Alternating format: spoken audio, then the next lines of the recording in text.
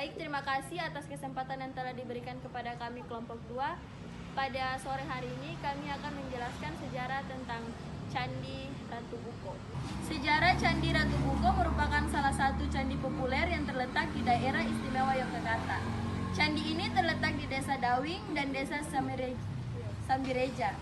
Letaknya ada di 19 km sebelah timur dari kota Yogyakarta dan 3 km sebelah selatan dari Candi Prambanan. Candi Ratu Boko merupakan jenis candi dengan corak Hindu dan memiliki letak yang tidak jauh dengan candi-candi Hindu lainnya seperti Candi Pelosan, Candi Sewu, Candi Kelasan, Candi Sandisari, dan candi lainnya.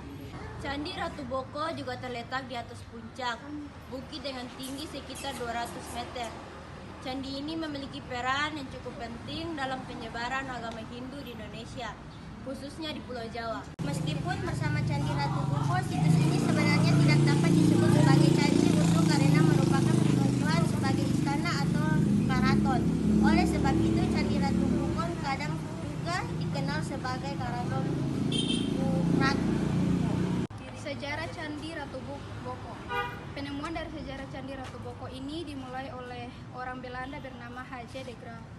Beliau pada saat itu sekitar abad ke-17 mendapat informasi dari orang-orang Eropa yang berkunjung ke Jawa bahwa ada peninggalan sejarah yang menarik di Boko Harjo. Mereka mengatakan bahwa ada reruntuhan keraton atau istana yang terletak di Boko Harjo tersebut.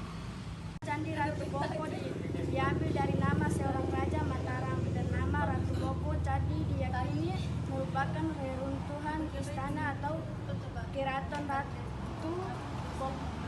Raja Ratu Boko ini diyakini pula sebagai ayah dan Roro Jonggrang yang kita kenal dalam legenda populer Roro Jonggrang.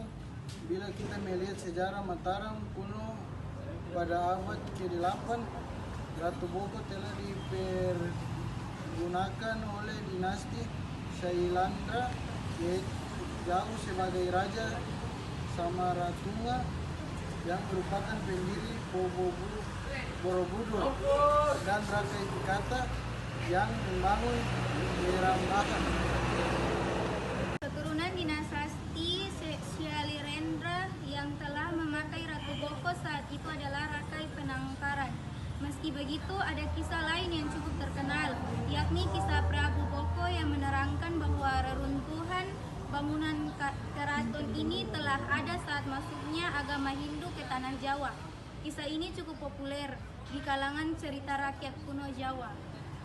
Sejarah Ratu Boko berdasarkan prasasti, sumber lainnya yang menerangkan tentang sejarah Candi Ratu Boko adalah prasasti Abhijayagiri Wihara tahun 792.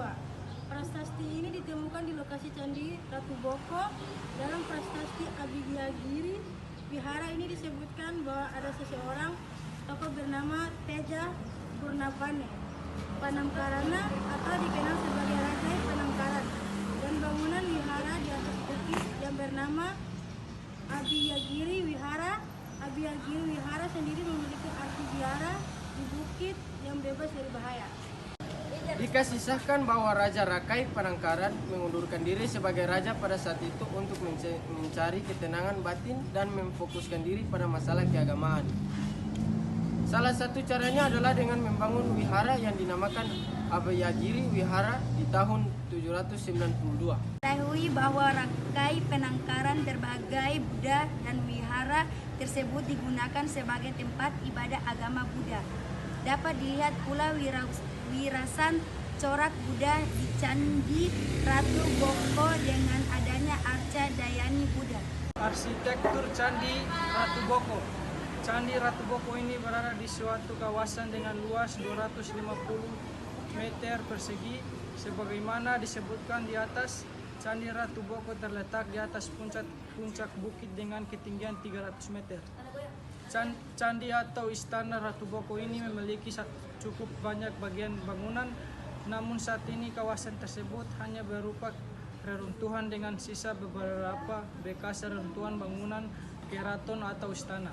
Berikut adalah bagian dari arsitektur Candi Ratu Boko yang menarik untuk Pertama, gerbang utama Candi Ratu Boko. Gerbang masuk ke Candi Ratu Boko terletak di bagian barat situs candi ini. Gerbang masuk sendiri terdiri dari dua jenis gerbang, yakni gerbang luar dan gerbang dalam. Gerbang luar memiliki ukuran yang lebih kecil, sedangkan gerbang dalam merupakan gerbang utama candi yang berukuran lebih besar. Terdapat gapura luar yang disusun oleh 3 buah gapura paduraksa yang disusun berjajar. Sedangkan di bagian dalam candi terdapat gapura utama yang memiliki 5 buah hapura parudaksa.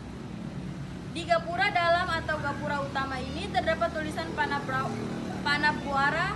Panabuara ini berujung pada rangkaian Panabuara yang merupakan keturunan dari Raja Rakai Penangkaran. Bila melihat dari sejarahnya, Rakai Penangkaran adalah salah satu penguasa keraton Ratu Boko yang kini menjadi situs Candi Ratu Boko ini. 2. Candi Batu Kapur, Candi Pembakaran dan Sumur Suci. Terdapat beberapa candi dalam kompleks istana Ratu Boko ini. Terdapat Candi Batu Kapur atau Candi Batu Putih yang terletak di bagian timur laut situs ini. Candi ini dinamakan Candi Batu Kapur karena memiliki fondasi dari batu kapur. Bagian atas dari candi ini sudah tidak bersisa. Sejarawan berpendapat bahwa bagian atas candi ini terbuat dari material kayu yang mudah hancur sehingga tidak bersisa saat ini. Selain Candi Batu Kapur, di dalam istana Ratu Boko juga terdapat Candi Pembakaran dan Sumur Suci. Candi Pembakaran adalah bangunan yang terletak di bagian depan situs ini, sehingga Anda akan melihat bangunan Candi Pembakaran saat ini pertama kali Anda memasuki gerbang Candi Ratu Boko.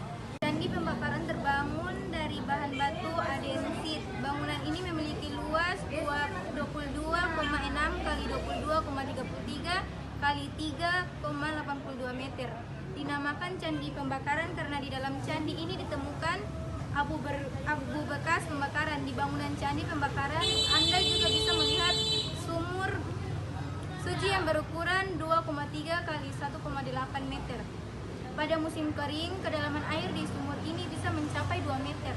Dikisahkan dalam sejarah Ratu Boko, masyarakat menggunakan air di sumur suci ini untuk upacara keagamaan yang berlangsung di Candi Pembakaran. Air dari sumur suci ini dikompas. Sekian dan terima kasih. Wassalamualaikum warahmatullahi wabarakatuh dan selamat sore.